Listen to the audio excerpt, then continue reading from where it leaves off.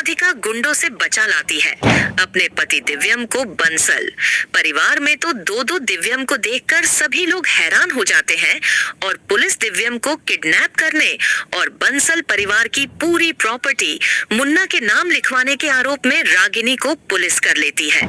गिरफ्तार। जी हाँ दोस्तों, आप सभी के फेवरेट सीरियल मन अति सुंदर में राधिका दिव्यम के पास पहुंचकर दिव्यम को खोजने लगती है और दिव्यम कांच के उस साइड होता है और जैसे ही दिव्यम को लगता है कि मेरी राधिका मेरे पास पहुंच आई है बचाने के लिए, तो दिव्यम राधिका राधिका चिल्लाने लगता है, जिसको राधिका पता चल जाता है कि दिव्यम आगे है और वह दिव्यम के पास जाती है और उसको छुड़ा करके जैसे ही वह बाहर निकल रही होती है वैसे ही दिव्यम जोर से राधिका को गले लगा के रोने लगता है और बोलता है, राधिका मुझे पता था तुम एक दिन मुझे बचाने के लिए कहीं ना कहीं से जरूर आओगी और ये देखो भोलेनाथ के आशीर्वाद से तुम मेरे पास तक आ गई हो। जैसे ही दिव्यम राधिका को लेकर के वापस बंसल परिवार में जाता है, वहां पर देखता है कि वहां तो पूरा सीन ही अलग चल रहा होता है। राधिका दिव्यम को बताती है,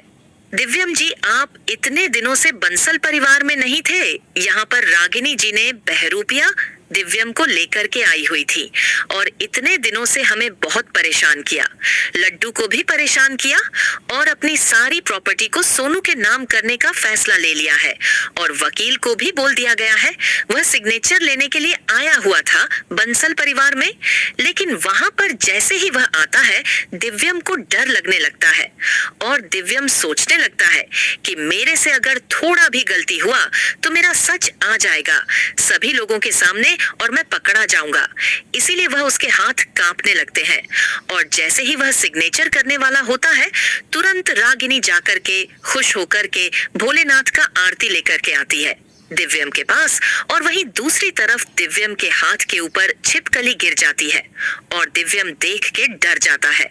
और उसके पूजा का थाल तुरंत पेपर पर गिर जाता है जिससे आग लग जाती है। जैसे ही रागिनी और बहरूपिया दिव्यम को पता चलता है, राधिका अपने असली दिव्यम को बचा करके लेकर के वापस बंसल परिवार में आ गई है। वह दोनों लोग डर जाते हैं और रागिनी को अब समझ में आ जाता है कि अब कुछ भी हो मुझे बंसल परिवार से बाहर निकाल दिया जाएगा।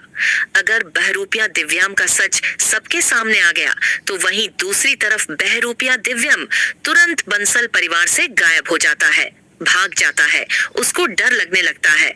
अगर मैं सामने आ गया तो यह लोग मुझे पुलिस के हवाले कर देंगे और प्रॉपर्टी हड़पने के नाम पर मुझे जेल में हमेशा हमेशा के लिए आटा चक्की पीसने के लिए छोड़ देंगे। हालांकि दोस्तों, अगर आप लोग भी राधिका और दिव्यम से प्यार करते हैं और चाहते हैं दोनों लोग एक हो जाए,